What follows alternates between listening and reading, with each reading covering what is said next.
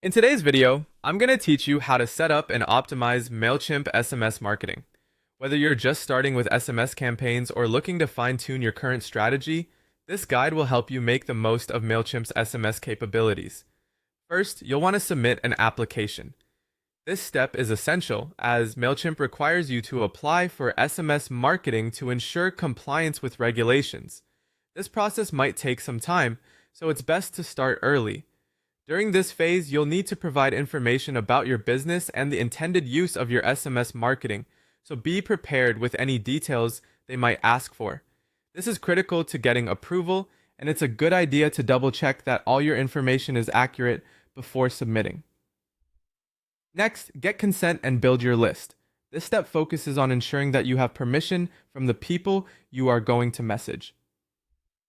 It's important to stress that SMS marketing is permission-based. You'll need explicit consent from each recipient, which means having them opt in to receive your messages. One of the best practices is to let them know the type and frequency of messages they can expect. As you gather your subscribers, focus on quality over quantity. Building a list of engaged contacts will yield better results in the long run. Once you have your list, you'll then move on to configuring your settings within Mailchimp. This involves setting up your sender profile, crafting your messages, and scheduling them at optimal times. The sender profile must be professional, presenting a trustworthy identity to your audience. Customize your messages to fit your brand voice, and always keep your end goal in mind, whether it's driving sales, building engagement, or providing information.